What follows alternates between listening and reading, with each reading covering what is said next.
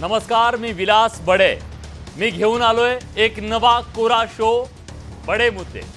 सुरुवातीलाच तुम्हाला सगळ्यांना स्वातंत्र्य दिनाच्या मनपूर्वक शुभेच्छा. या शो मध्ये आपण जाणून घेतोय राज्यातले धगधगते विषय, आरोप प्रत्यारोपांच्या गदारोळात हरवणारे तुमचे मुद्दे, त्याच्यावर अगदी सविस्तर चर्चा आणि तुमच्या प्रश्नांचं हक्काचं व्यासपीठ म्हणजे बडे मुद्दे. सुरुवातीला बघूया आजचे 5 बडे मुद्दे. उपमुख्यमंत्री अजित पवारांचं बारामतीतून निवडणूक लढणार नसल्याचे संकेत. जय पवारांना उमेदवारी देणार असल्याचंही सुतोवाच.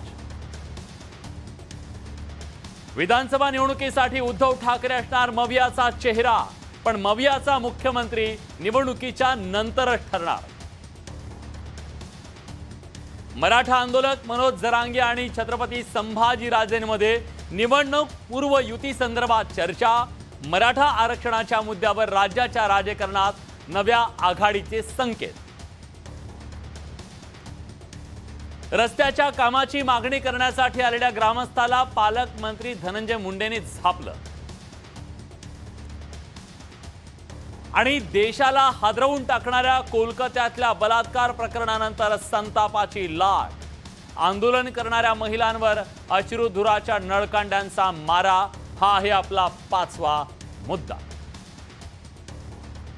स्वाभाविकपणे आजचा सगळ्यात महत्त्वाचा मुद्दा. आजही पुन्हा पहिला मुद्दा अजितदादांचाच आहे.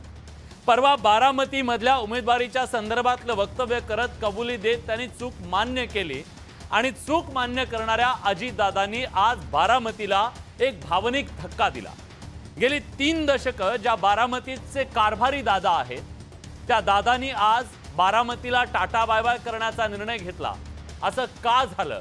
कोण असेल पुढचा बारामतीचा कारभारी? या सगळ्याबद्दल चर्चा रंगू लागली आहे. दादांच्या धक्का तंत्राची चर्चा सुरू झाली.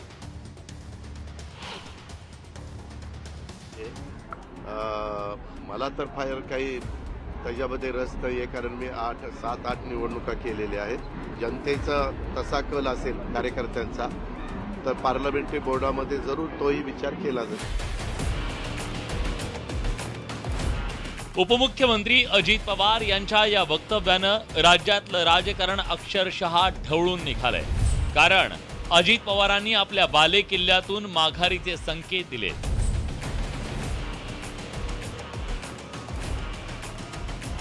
खरं तर बारामती म्हणजे अजित पवार आणि अजित पवार म्हणजे बारामती असं राजकीय समीकरण गेल्या काही वर्षात बनलं. पण यंदा बारामतीतून अजित पवारांच्या ऐवजी त्यांचे पुत्र जय पवार विधानसभा निवडणुकीच्या रिंगणात उतरण्याची शक्यता नाकारता येत नाही. जय पवारांना बारामतीतून संधी दिली जावी असं जयदादांचं समर्थक म्हणतात. मी काय देऊ, शेवटी काही लोकशाही आहे. मला तर फार काही त्याच्यामध्ये रस नाही आहे, कारण मी 7-8 निवडणुका केलेल्या आहेत. त्याच्या संदर्भामध्ये जर आमच्या जनतेचा तसा कल असेल कार्यकर्त्यांचा तर पार्लमेंटरी बोर्डामध्ये जरूर तोही विचार केला जाईल. अजित पवार यांच्या या वक्तव्यावरून अनेक राजकीय तर्कवितर्क लढवले जात आहेत. नुकत्याच झालेल्या बारामती लोकसभा निवडणुकीत पवार नणंद विरुद्ध भावजईमध्ये सामना रंगला. त्या लढतीत बारामती विधानसभा मतदारसंघात सुप्रिया सुळेंना तब्बल 1,43,941 मतं मिळाली, तर सुनेत्रा पवारांना केवळ 96,560 मतं मिळाली.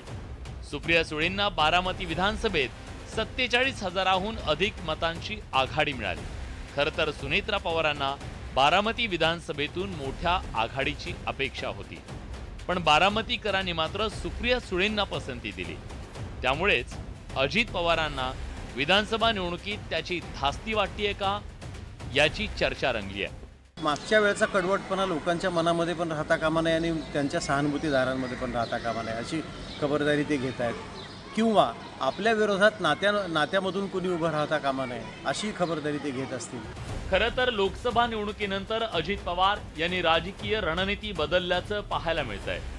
नुकतंच त्यांनी सुप्रिया सुळेंविरोधात उमेदवार देण्याचा निर्णय चुकल्याची कबुली दिली. आता त्यांनी बारामतीतून निवडणूक न लढवण्याचे संकेत दिले. अजित पवार यांच्या या वक्तव्यावरून राजकारण पेटलं नाही तरच नवल. त्यांचा अंतर्गत प्रश्न आहे, मला त्याच्यावर काय बोलायचं नाही आहे. पण पार्लमेंटरी बोर्ड म्हणजे कोण? अजितदादा म्हणजेच पार्लमेंटरी बोर्ड. दुसरे कोणी पार्लमेंटरी बोर्डात आहेत असं मला माहीत नाही. दादाने मी लढणार नाही असं वक्तव्य केलेलं नाही आहे. विनाकारण चुकीचा अर्थ त्या ठिकाणी काढला जातोय.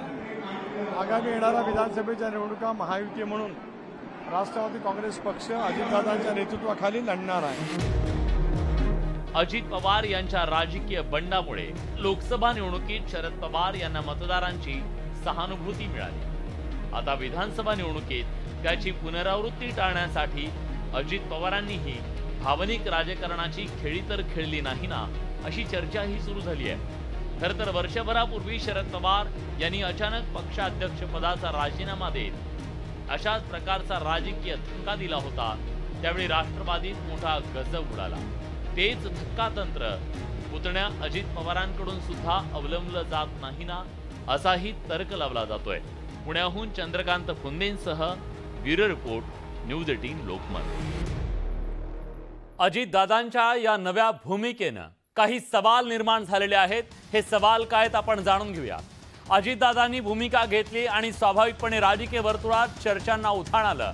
अजित पवार यांना बारामतीची धास्ती वाटू लागली आहे का, असा सवाल त्यांच्या विरोधकांकडून उपस्थित केला जाऊ लागला.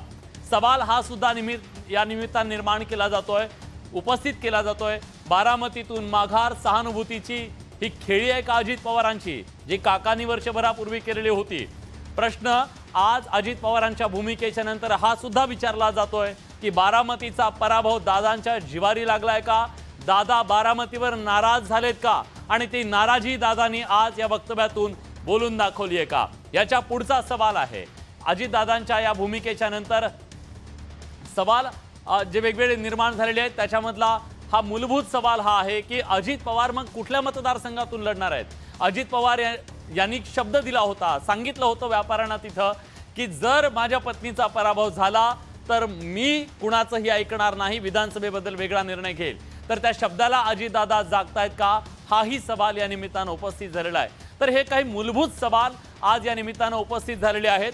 आणि दादा युगेंद्र पवारांशी सामना थेट टाळतायत का, हाही या निमित्तानं एक सवाल निर्माण झालेला आहे. या सगळ्याबद्दल आज आपण बडे मुद्देमध्ये चर्चा करणार आहोत. आपल्या सोबत या चर्चेमध्ये सहभागी होण्यासाठी मान्यवर पाहुणे असतील. या चर्चेमध्ये सहभागी होण्यासाठी राष्ट्रवादी काँग्रेसचे प्रवक्ते असलेले उन्मेष पाटील हे सुद्धा आपल्या सोबत जोडलेले असतील. त्यानंतर राष्ट्रवादी शरदचंद्र पवार पक्षाचे नेते महबूब शेख सुद्धा आपल्या सोबत असतील. राजकीय विश्लेषक दिगंबर दराडे हे बारामतीहून आपल्या सोबत असतील. बारामतीचं सगळं राजकारण इथे आपल्याला समजून सांगणार आहे, त्यामुळे थोड्याच वेळात आपण ती चर्चा करणार आहोत. पण आता आपण आजच्या दुसऱ्या मुद्द्याकडे जाऊया आणि नंतर चर्चेवर जाऊया. दुसरा मुद्दा अतिशय महत्त्वाचा आहे. मुद्दा हा आहे की उद्धव ठाकरे हे आता महाविकास आघाडीचा चेहरा असतील, पण मुख्यमंत्री पदाचा नाही. चेहरा असतील त्यांच्या येणाऱ्या प्रचारामधला. विधानसभा निवडणुकीत उद्धव ठाकरे महाविकास आघाडीचे प्रचार प्रमुख असतील याच्याबद्दलची माहिती सूत्रांनी दिली. मात्र मुख्यमंत्री पदाचा चेहरा निवडणुकीच्या नंतर ठरवला जाईल अशी गुगली काँग्रेसनं टाकली आहे. एकंदरीत उद्धव ठाकरेंचा नुकताच झालेला दिल्ली दौरा काही प्रमाणात यशस्वी ठरला का, अशी चर्चा या सगळ्या राजकीय घडामोडीनंतर सुरू झाली आहे.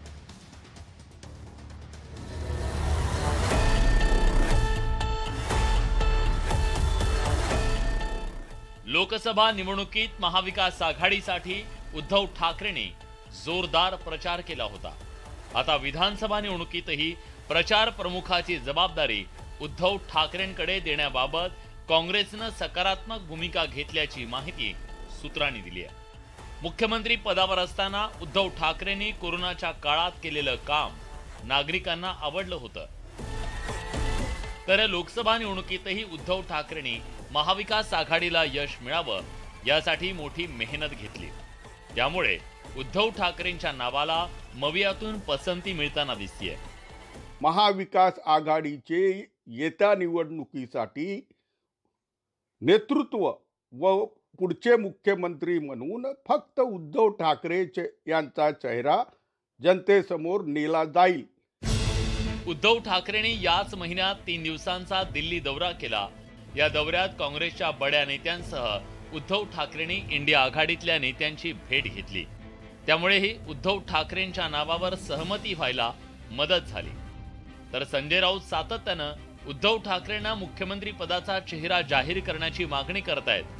मात्र असं असलं तरी महाविकास आघाडीतील मुख्यमंत्री पदाच्या चेहऱ्याबाबत निकालानंतर निर्णय घेऊ अशी भूमिका आज काँग्रेस घेतेय। त्यामुळे महाविकास आघाडीतल्या या घडामोडींवरून सत्ताधाऱ्यांनी टीका करण्याची संधी सोडली नाही।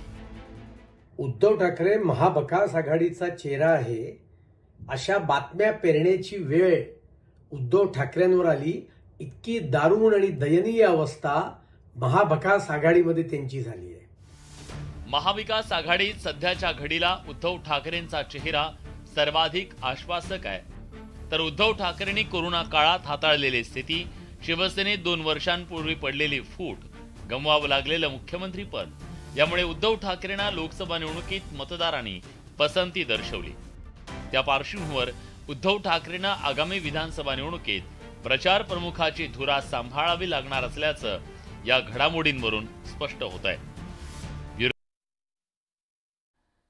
तेव्हा प्रचारासाठी ठाकरे आणि उद्या सत्ता आली तर मुख्यमंत्री पदासाठी दुसरे असं असू नये अपेक्षा शिवसैनिकांची नक्की असणार आहे।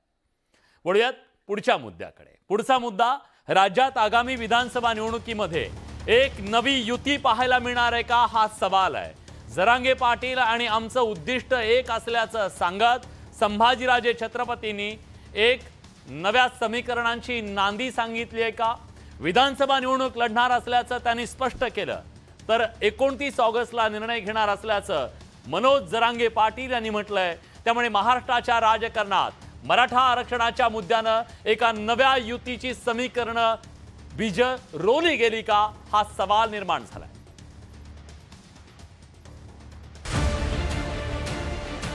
दोघांची उद्दिष्ट एकच आहे। त्या उद्दिष्टमध्ये काही लपवण्यासारखं काहीच नाही।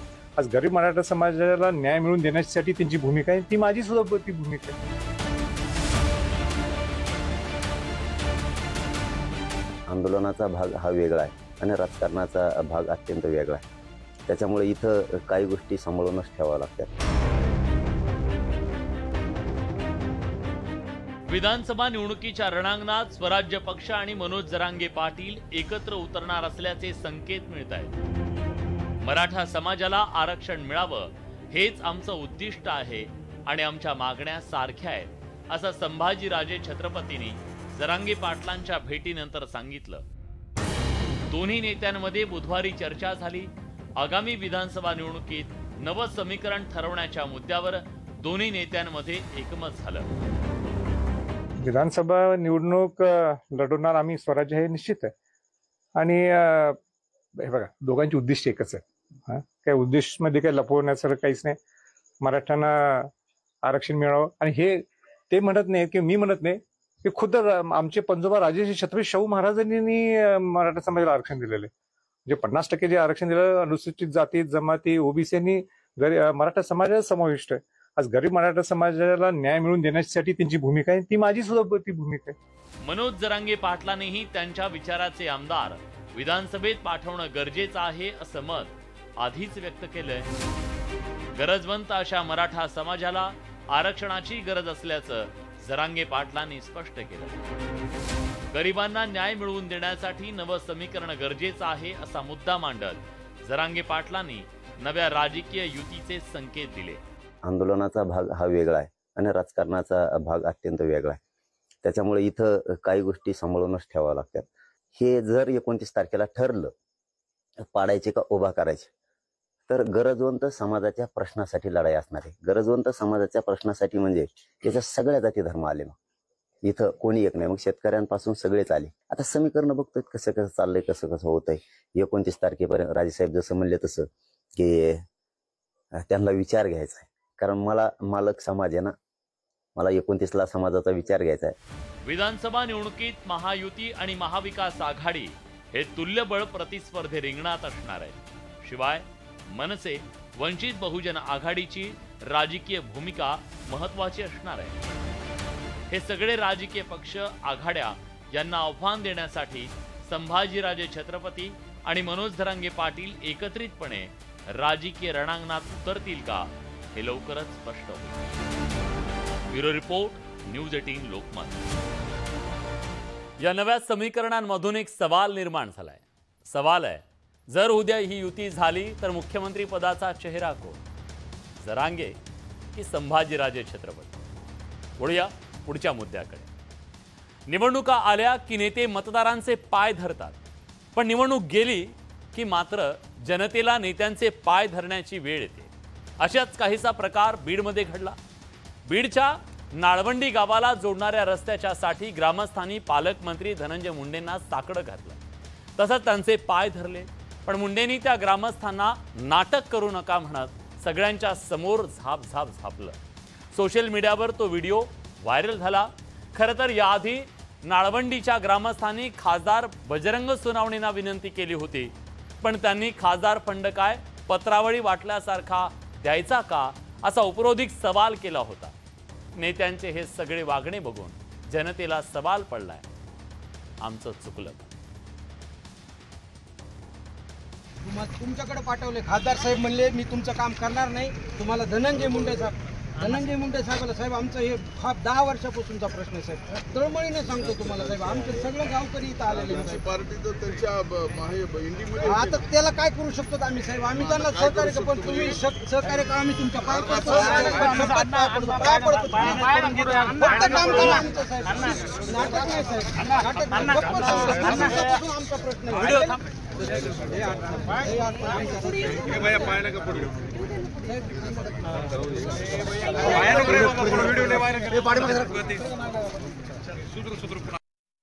आम्ही आत्मदहन करण्याचा निर्णय घेतला होता. आत्मदहन कॅन्सल केलं आणि उभं राहिलो तर त्यांनी या ठिकाणी तुम्ही नाटक करता, मी त्यांच्या पाय पडायलो होतो पालकमंत्र्यांच्या, तर त्यांनी मला सांगितलं तुम्ही नाटक करता. आम्ही रस्त्यात बसून आंदोलन केलंय साहेब. आमच्या रस्त्याचा प्रश्न खूप गंभीर आहे, हे नाटक नाहीये. यानंतरची बातमी आहे संपूर्ण देशाला हादरवून टाकणाऱ्या पश्चिम बंगालमधल्या बलात्कार आणि निर्घृण हत्या प्रकरणाची. पश्चिम बंगालमधल्या डॉक्टर तरुणीच्या बलात्कार हत्या प्रकरणानं संपूर्ण देशाला हादरवून टाकलं. हत्या प्रकरणात ममता बॅनर्जी सरकारची अतिशय असंवेदनशीलता जगाच्या समोर वारंवार येते. या निर्घृण हत्येच्या घटनेमुळे देशभरात संतापाची लाट उसळली आहे. पण तरी सुद्धा या सगळ्या दरम्यान न्याय मागण्यासाठी रस्त्यावर उतरलेल्या नागरिकांवर आज अश्रुधुराच्या नळकांड्या फोडल्या. महिलांवर अश्रुधुराच्या नळकांड्या फेकलेल्या आहेत. ममता बॅनर्जींची ममता कुठं गेली, हा सवाल या निमित्तानं उपस्थित केला जातो. 9 ऑगस्ट 2024 त्या घटनेमुळे अवघा देश हादरून गेला. माणुसकीला काळीमा फासणारी घटना कोलकात्याच्या आरजी कार मेडिकल कॉलेजमध्ये घडली. एका प्रशिक्षणार्थी डॉक्टर तरुणीवर बलात्कार करून तिची निर्घृण हत्या करण्यात आली. कॉलेजच्या सेमिनार हॉलमध्ये त्या डॉक्टरचा अर्धनग्नावस्थेत मृतदेह आढळून आला. आरोपीनं अत्यंत निर्दयीपणे ते सैतानी कृत्य केल्याचं पोलीस तपासात समोर आलं. प्रशिक्षणार्थी डॉक्टर तरुणीचं गुप्तांग आणि चेहऱ्यावर अनेक जखमा आढळून आल्या. बलात्कार करून हत्या करण्यात आल्याचं शवविच्छेदन अहवालातून समोर आलं. यातली धक्कादायक बाब म्हणजे या घटनेच्या नंतर हॉस्पिटल प्रशासनानं हत्येच्या घटनेला आत्महत्या ठरवण्याचा प्रयत्न केला. ही घटना उघड झाल्यानंतर अवघ्या देशात संतापाचा डोंब उसळला. देशभरातील सरकारी डॉक्टरांनी या घटनेविरोधात आंदोलनास्त्र उपसलं.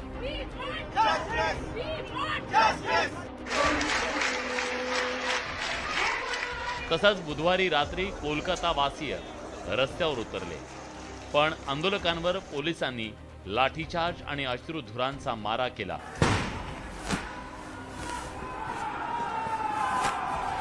हम लोग डॉक्टर के पास जाते हैं सेवा के लिए, अगर डॉक्टर के साथ ही ऐसा होगा तो हम कहाँ जाएंगे, कहाँ पर जाएंगे? जो लड़की के साथ हुआ है ये घोरतर अन्याय है.